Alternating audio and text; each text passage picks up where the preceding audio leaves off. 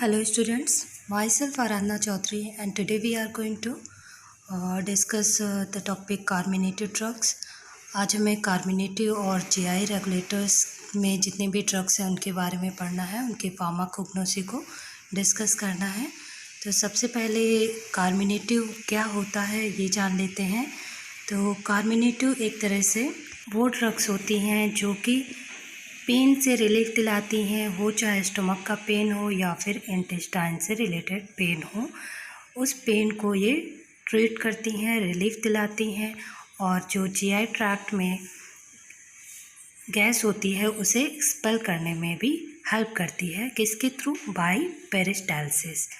कुछ एग्जांपल्स हैं जैसे कि कोरिएंडर, फेनल, कार्डमम, सिनेमम, ये एग्जांपल्स हैं कार्मिनेटिव के।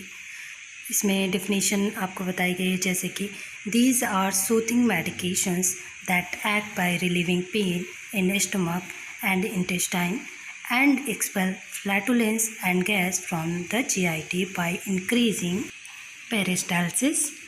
एग्जाम्पल्स मैंने बताए अभी। Carminative and GI regulators used in indigestion, gastric discomfort and loss of appetite। Next हम जीआई रेगुलेटर्स क्या होते हैं ये देख लेते हैं। These are the agent which regularize the activity of GIT. जो जीआईटी की एक्टिविटी है उसे ये रेगुलराइज करती हैं।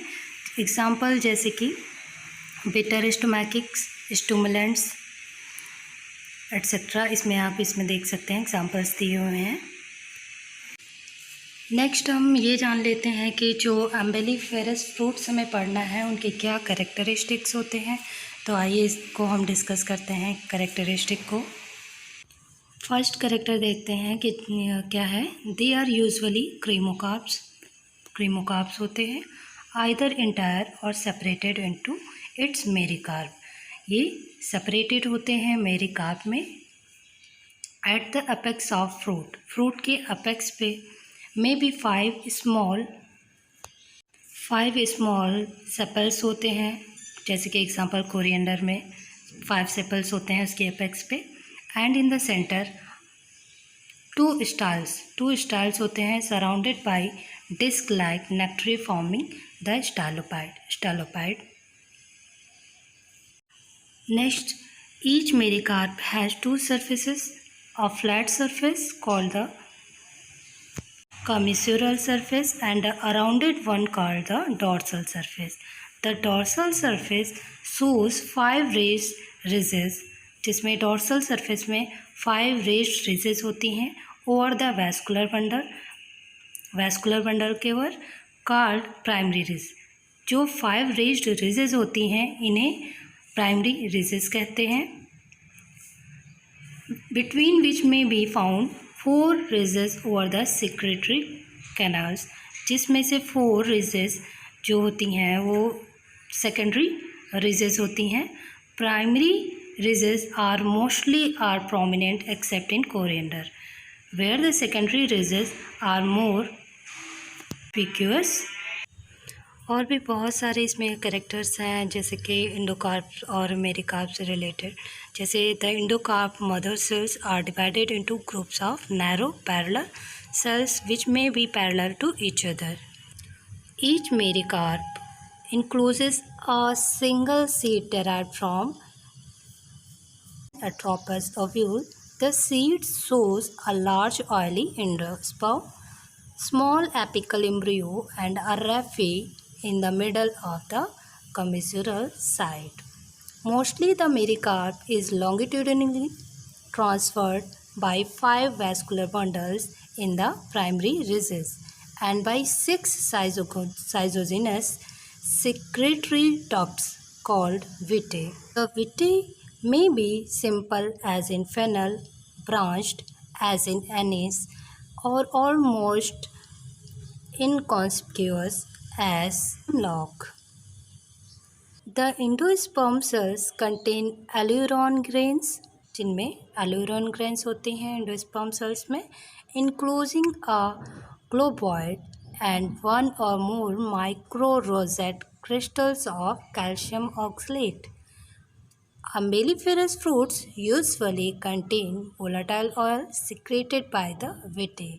Umbelliferous fruits में volatile oil प्रेजेंट होता है जो कि विटे से सिक्रेट होता है, but other constituent are reported in ammi which contain bitter principle and in hemlock which contains alkaloid. तो ये कुछ बेसिक करेक्टर्स थे अम्बेलिफेरस फ्रूट्स के। नेक्स्ट हम अम्बेलिफेरस फ्रूट्स की फार्माकोग्नोसी को देखेंगे जो हमारे सिलेबस में है, वो पूछा गया है एग्ज़ाम्स में कि उनकी फार्माकोग्नोसी क्या है। जैसे कि कोरिएंडर हमें पढ़ना है, फेनल पढ़ना है और अजवाइन और कार्डमम।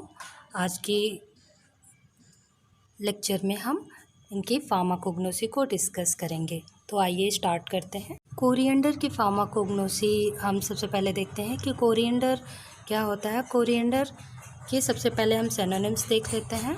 जैसे कि कोरिएंडर के सिनोनिम्स होते हैं, इसे फ्रक्टस कोरिएंड्री भी कहते हैं, कोरिएंडर फ्रूट्स भी कहते हैं, सिलेंट्रो भी कहा जाता है और चाइनीज़ पार्सले भी कहा जाता है। ये इनके कॉमन नेम्स हैं। नेक्स्ट हम बायोलॉजिकल सोर्स की तरफ आते हैं। इनका क्या बॉटनिकल सोर्स होता है। Coriander consist of dry fruits of coriandrum sativum Linn. इनका क्या बायोलॉजिकल सोर्स होता है। ये ड्राई फ्रूट से पाए जाते हैं। कौन सी स्पीसीज से पाए जाते हैं। कोरिएंड्रम सटाइवम लिन से पाए जाते हैं। और ये कौन सी फैमिली से बिलोंग किए जाते हैं। So coriander belong to family umbelliferae. तो ये बायोलॉजिकल सोर्स है। नेक्स्ट हम आते हैं कि इनका जियोग्राफिकल सोर्स क्या होता है। जैसे कि इनका जो कल्टीवेशन होता है वो ज़्यादा से ज़्यादा in central and eastern Europe में होता है, रशिया में भी होता है, हंगरी में भी होता है, इन अफ्रीका एंड इंडिया में भी होता है। In India it is cultivated in Maharashtra, UP, Uttar Pradesh, Rajasthan, Jammu and Kashmir. India में इसका कल्टीवेशन कौन कौन से स्टेट्स हैं वहाँ पे होता है। जैसे कि Maharashtra, Uttar Pradesh, Rajasthan, Jammu and Kashmir. It is also found in a anti wild state. यह एंटी वाइल्ड स्टेट में भी पाया जाता है। In the east of England में पाया जाता है ये। नेक्स्ट हम कल्टीवेशन एंड कलेक्शन देखते हैं कि क्या होता है कल्टीवेशन एंड कलेक्शन। तो जो कोरिएंडर सीड्स होते हैं उन्हें हम सो करते हैं, बोते हैं ड्राई वेदर में, आइदर इन मार्च में भी और इन अर्ली ऑटम में भी हम सो कर सकते हैं। Shallow drills about ½ inch deep and 8 inch apart are made and the seeds are sown it। जो गहराई होती है, जैसे कि हमें देखना है कि कितना गहरा उसमें करना है, 1/2 इंच डीप करना है और 8 इंच अपार्ट बनाना है, तब उसमें हम सीड को सो करेंगे। The rate of germination is slow. जो जर्मिनेशन का रेट होता है वो बहुत ही स्लो होता है। The plants are annual herb. ये एनुअल हर्ब होते हैं। Which grow to a height of 1 to 3 feet high. जिनकी हाइट 1 to 3 फीट में होती है। ये स्लेंडर और ब्रांच्ड होते हैं। The flowers are in shortly stalked umbels with 5 to 10 raise. The seeds fall as soon as ripe. पत्तियाँ जब इनकी पक जाती हैं, पीली हो जाती हैं, तो ये गिर जाती हैं। जितना जल्दी पकती हैं उतना ही जल्दी ये गिर जाती हैं। And when the seeds are ripe जब इनके जो सीड्स होते हैं वो जब पक जाते हैं, लगभग अगस्त के मंथ तक ये पक जाते हैं, the disagreeable order is produce. तो यहाँ पे हमें ऑर्डर भी इसका पता चल रहा है कि ये डिसएग्रीएबल ऑर्डर होता है कोरिएंडर का। Plant is then cut down with sickles and fruits are collected and dried. Plant को हम सिकल्स के थ्रू कट कर लेंगे और फिर फ्रूट्स को हम कलेक्ट कर लेंगे। नेक्स्ट हम जब फ्रूट्स को कलेक्ट कर लेंगे देन हम उसे ड्राई करेंगे। During drawing fruits develop aromatic smell. जब वो ड्राई होते हैं तो फ्रूट्स में एरोमेटिक स्मेल डेवलप होती है एंड अनप्लीजेंट ऑर्डर डिसअपियर। जो जो पहले जो फ्रूट्स हमने कलेक्ट किए थे उसमें ये था कि उसमें अनप्लीजेंट ऑडर था। जब हम उन्हें ड्राई करते हैं तो वो अनप्लीजेंट ऑडर जो होता है वो डिसअपियर्स हो जाता है, वो गायब हो जाता है। नेक्स्ट हम जानेंगे कि क्या मॉर्फोलॉजिकल कैरेक्टर्स होते हैं कोरिएंडर में। जैसे कि फ्रूट की मॉर्फोलॉजी हमें यहाँ पे देखनी है। The fruit is a cremocarp, subspherical in shape, yellowish brown in colour. जो कलर होता है वो येलोइश ब्राउन होता है, शेप इनका सब स्फेरिकल होता है। The size of the fruit is 3 to 4 mm in diameter. जो साइज़ होता है वो 3 से 4 mm डायमीटर में होता है। और इनका जो ऑर्डर होता है वो एरोमेटिक होता है, और टेस्ट जो होता है एक तरह से इनका स्पाइसी टेस्ट होता है और एरोमेटिक टेस्ट होता है। तो ये कुछ उसके बेसिक फार्माकोलॉजिकल कैरेक्टर्स हैं। नेक्स्ट हम माइक्रोस्कोपी भी देखेंगे कि इसके माइक्रोस्कोपिकल कैरेक्टर्स क्या हैं। जैसे कि हम माइक्रोस्कोपी कर रहे हैं तो उसमें माइक्रोस्कोप का यूज़ करके हम इसके टीएस को ऑब्ज़र्व करते हैं कि टीएस में उसमें क्या क्या हमें कैरेक्टर्स दिख रहा है। तो स्टार्ट करते हैं। The transverse section of coriander shows the presence of a dorsal surface and a commissural surface। इसमें हमें टीएस में, कोरिएंडर के टीएस में दो सरफेस दिखाई देती हैं जो कि डॉर्सल सरफेस और कमिसुरल सरफेस है। The dorsal surface consist of 2 विटे। जो इसमें डॉर्सल सरफेस है उसमें 2 विटे हैं और एक कार्पोफोर है प्रेजेंट है। The dorsal surface has 5 primary ridges. उसमें 5 प्राइमरी रेजेस और 4 सेकेंडरी रेजेस प्रेजेंट हैं। The epicarp consist of a single row of small thick walled cells. जो एपिकार्प है वो सिंगल रो में थिक वॉल्ड सेल्स में वो प्रेजेंट है, जिसमें कैल्शियम ऑक्सलेट के क्रिस्टल्स प्रेजेंट हैं। The mesocarp has outer loosely arranged elongated parenchyma cells and the middle layer consisting of sclerenchyma. The middle layer is again divided into the outer region of sclerenchyma is represented by longitudinally running fibers, whereas the inner region has running fiber tangentially.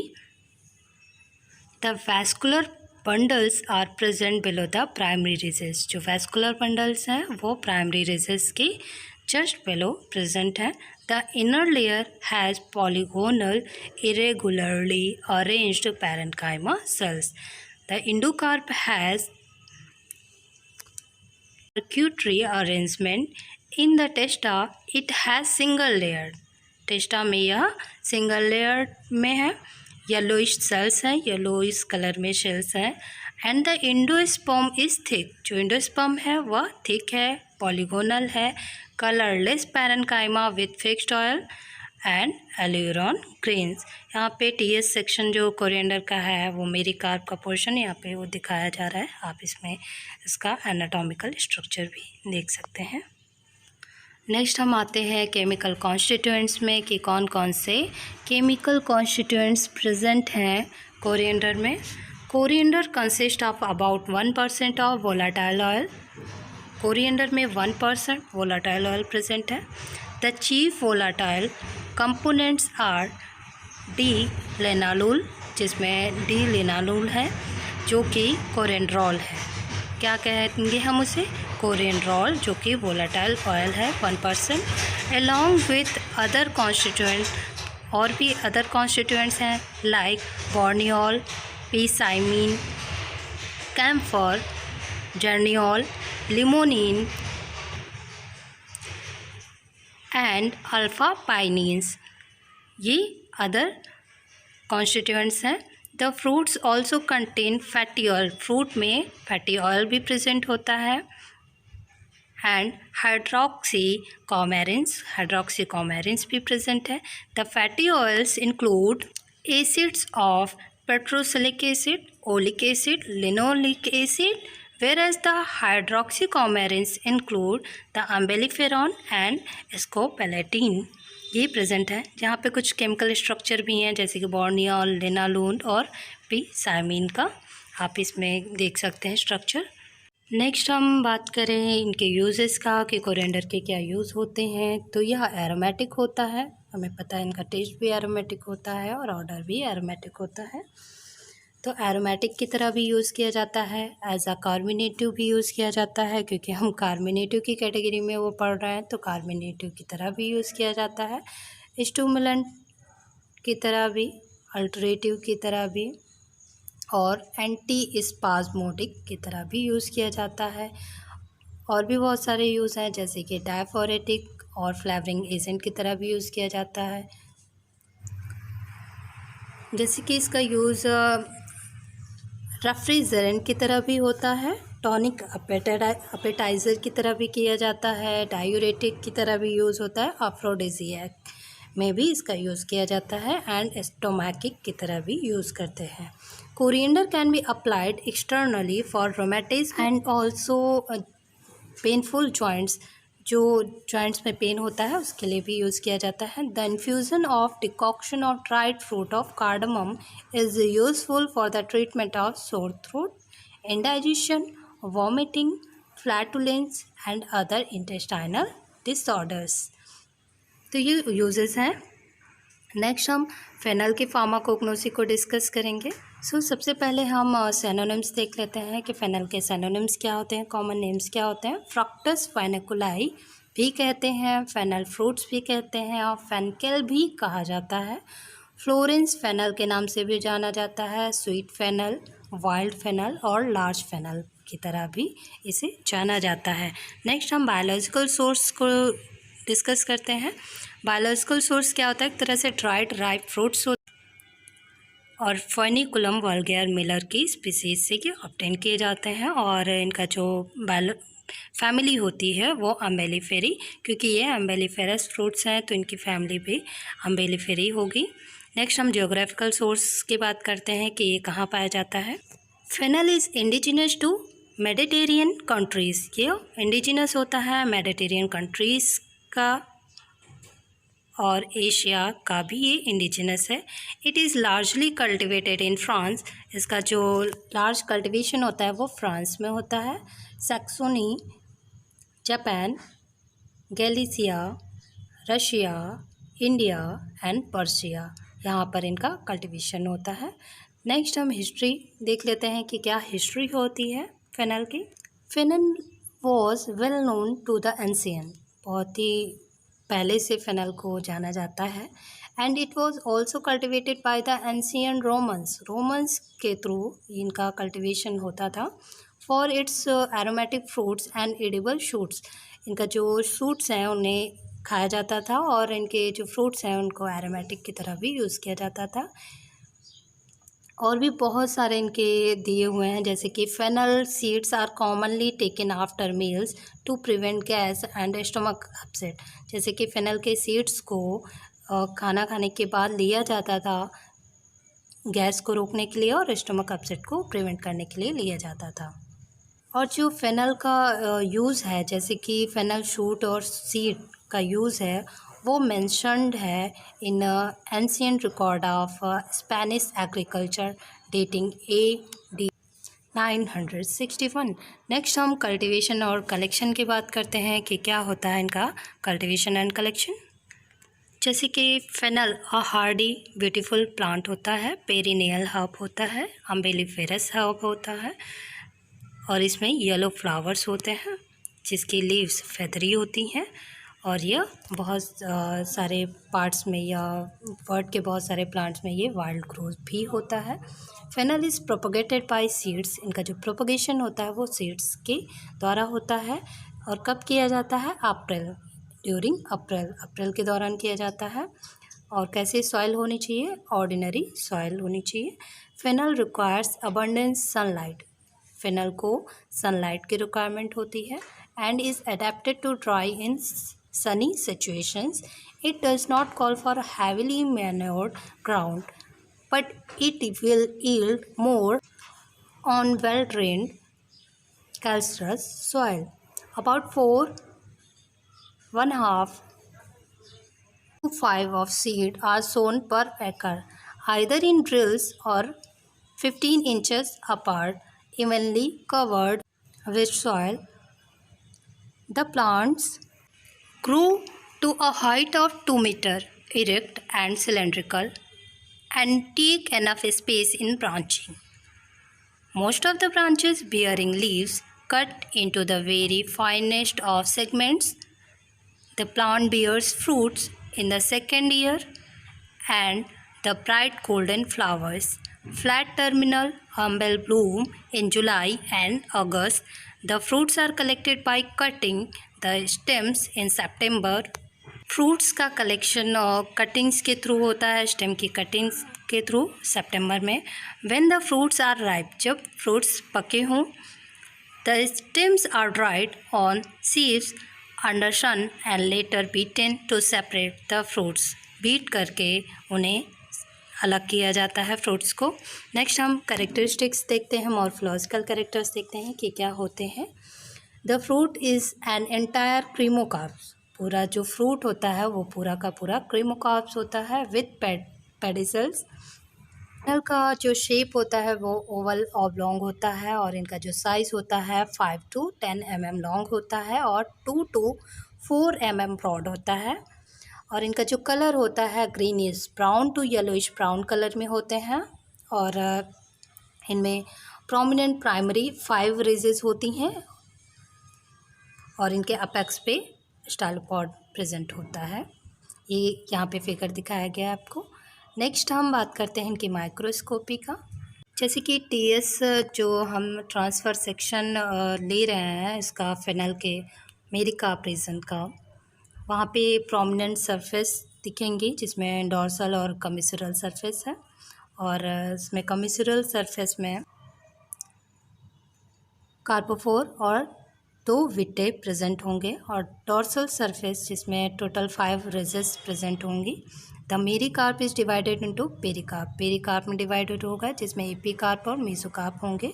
The testa and the endocarp. And जो mesocarp है उसमें parenchyma cells होती हैं जिसमें 5 bicollateral vascular bundles present हैं. Below each primary ridge, a lignified reticulate parenchyma surround the vascular bundles.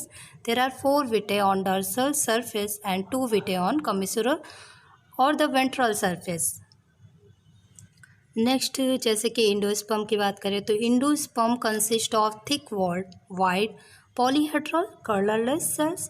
Cells contain fixed oil, alluron grains and rosette crystal of calcium oxalate. तो ये microscopy है fennel की. और ये यहाँ पे कुछ टीएस के सेक्शन दिखाए गए हैं कि ये माइक्रोस्कोप में कैसा दिखता है. ये यहाँ पे आपको दिखाया गया है transverse section of fennel fruit. Next हम बात करते हैं केमिकल कॉन्स्टिट्यूएंट्स की कि क्या केमिकल कॉन्स्टिट्यूएंट्स हैं इसमें फेनल में. जैसे कि फेनल में 4 to 5% वोलेटाइल ऑयल प्रेजेंट होता है. जो प्राइमरी कॉन्स्टिट्यूएंट्स होते हैं वोलेटाइल ऑयल के वो 50 to 60% of anethole and phenolic ester and 18 to 22% of fenchone a ketone. Fencone is chemically a bicyclic monoterpene which is a colorless liquid and the odor and taste is pungent. The oil of fennel has beta-pinene, anisic acid, phellandrine and anisic aldehyde. Fennel also contain about 20% fixed oil and 20% proteins. यहाँ पे इनका figure दिया गया है chemical structure, जैसे कि फेनकोन and एंथॉल का यहाँ पे केमिकल स्ट्रक्चर दिया गया है. नेक्स्ट हम बात करते हैं यूजेस का. यूजेस क्या होता है.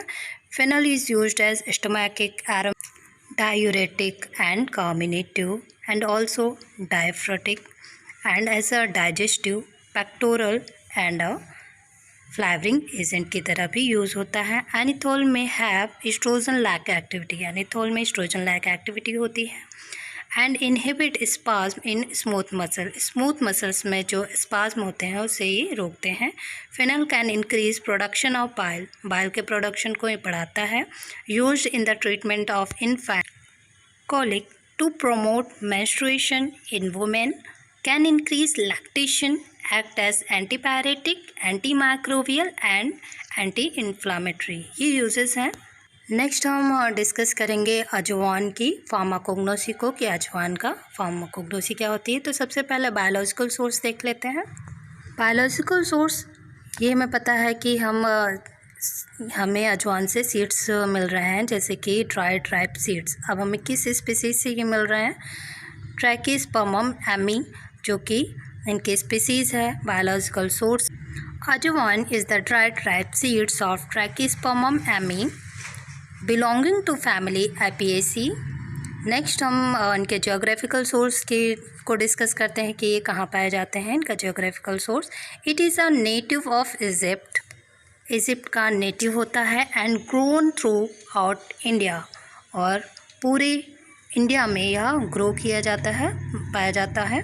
मेडिटेरियन रीजन में भी इसका कल्टीवेशन होता है, पाया जाता है। And in south west Asian countries में भी, जैसे कि इराक, ईरान, अफ़गानिस्तान और पाकिस्तान में।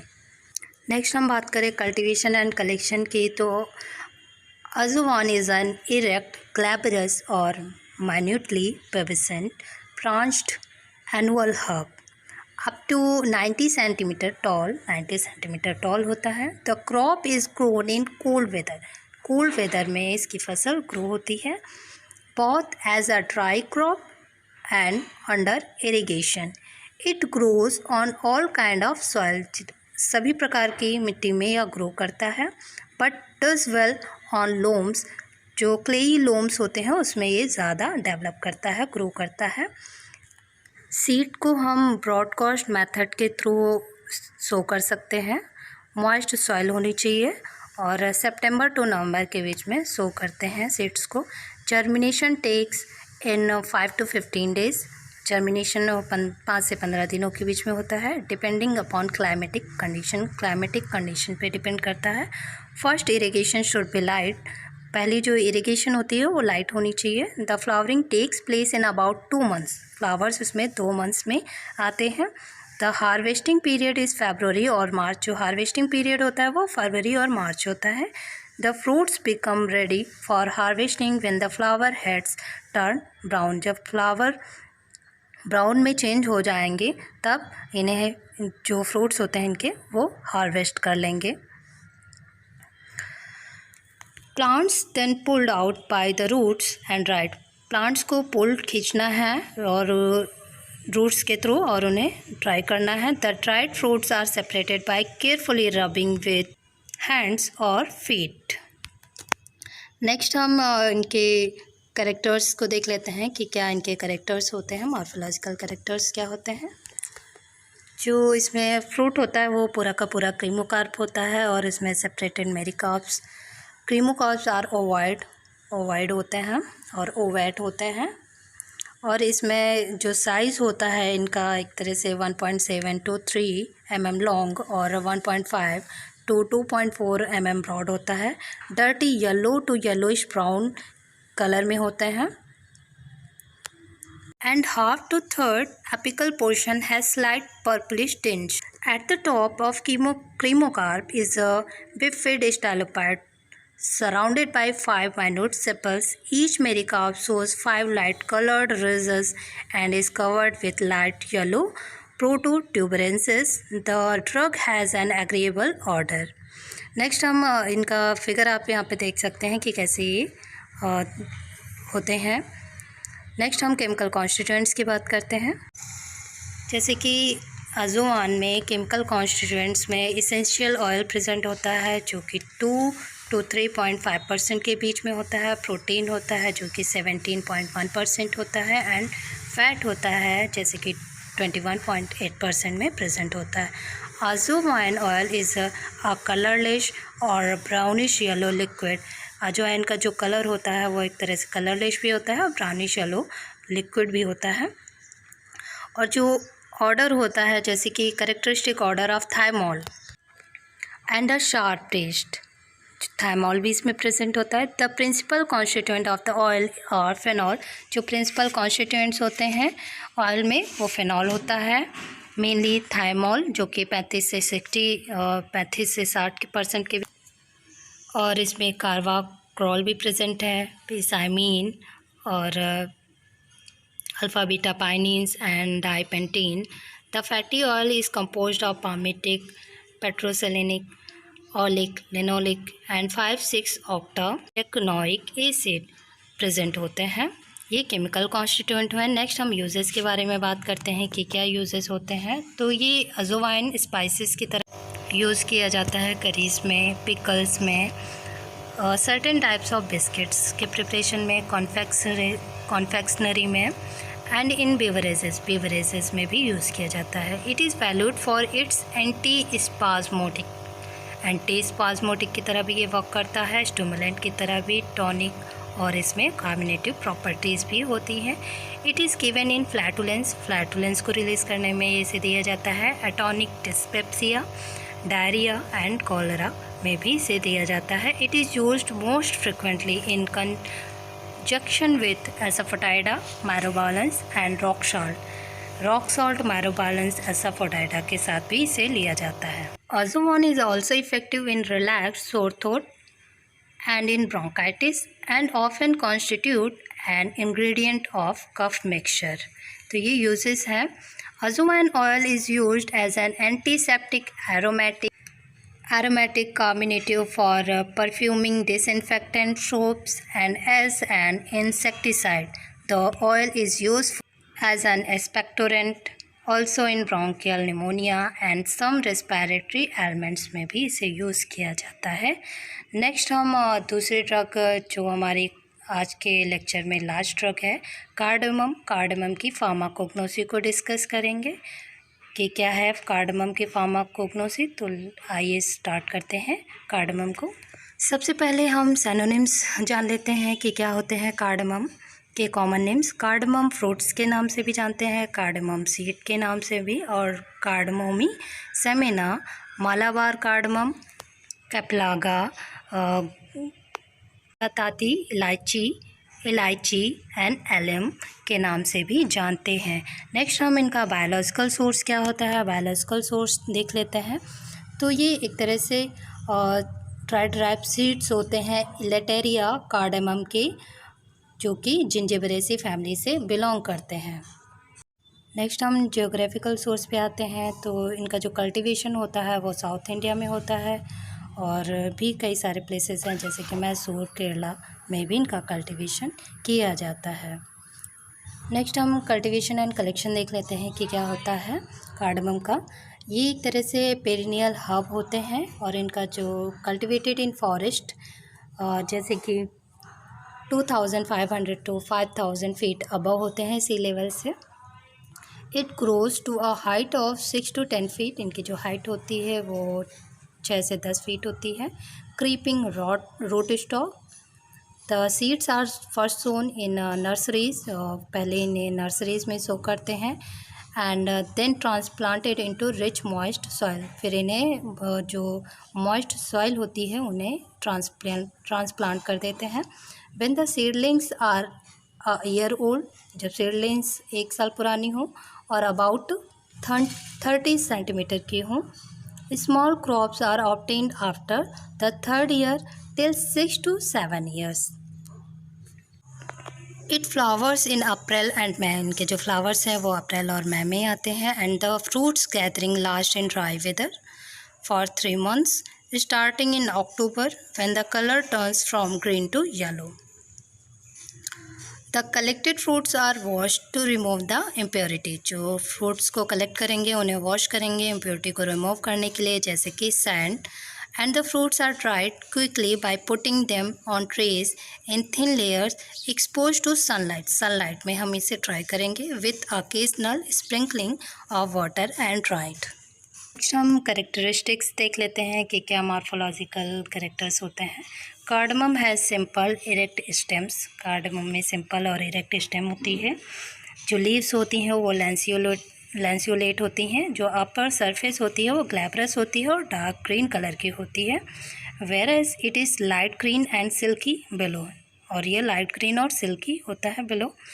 The small yellowish flower grow in loose racemes on prostrate flower stems। The fruit is a 3-celled capsule holding up to 18 seeds। लगभग 18 सीड्स प्रेजेंट होते हैं 3 कैप्सूल्ड जो फ्रूट होता है उसमें। The fruit is an inferior three-angled capsule 1 to 2 centimeter long, greenish to pale buff और yellow in color. और जो शेप होता है वो ovoid और oblong शेप होता है. Rounded होता है बेस पे. The base has the remains of stalk or the perianth.